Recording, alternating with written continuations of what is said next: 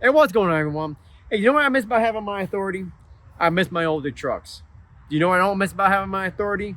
All the times I found myself on the side of the road that I was too arrogant, too Mr. Know-It-All, too busy to do a proper inspection because I was too busy chasing that dollar. You know, it didn't work out too well for me. But let me tell you what I learned the hard way. We only get out of our trucks and what we put into them.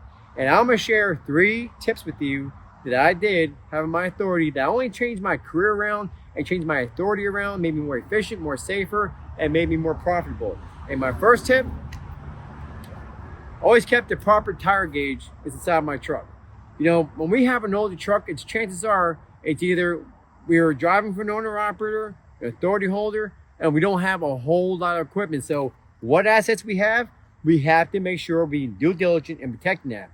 And kicking these tires, only thing you're doing is scuffing up your boots or your heels or getting the dirt off your boots. You don't want to do that. We can't assume. We can only get the facts. Best way to do that, get a proper tire gauge. You don't be running 110 in one tire and running 90 in the next tire. If you do that, you defeat the purpose of having brand new tires, and they're not going to last the duration of what they're supposed to go for. And let me tell you, this puts more authority holders out of business than you'll probably be surprised, okay? The second tip for you, it never hurts. Now I'm old school, okay? If you remember, I'm old school. It never hurts to keep a 7/16 Bach wrench in your truck. Now I know most trucks and most trailers have self-adjusting slack adjusters, but what if you have to get on there and adjust it yourself? Or you're gonna call a mechanic out and pay them $200 or $300 to do something that'll take you about 5 minutes to do? Find out what type of brakes you have in your truck and your trailer. Get some training from your company to help you save them money and save you some time and not being on the side of the road. Now my last tip for you, it never hurts to keep a grease gun inside your truck. Now listen, look at the customer service in this country and how bad it's been. Now, I'm not saying about everyone's doing horrible customer service, but let's say enough people are doing shitty jobs out there. And when it comes to having our assets for equipment and we're getting the oil changes done on the road, let's make sure that we're getting the service that we're paying for.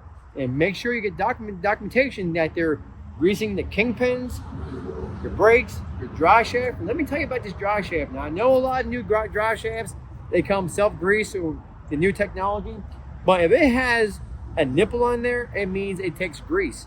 And you do not want to run down the highway and have a drive shaft run out of grease. Because what's going to happen is it's going to get all heated, it's going to get hot, it's going to break off, and you and your company are going to have a really bad, expensive day, not to mention it may scare the hell out of you too, okay? You don't want to be like that.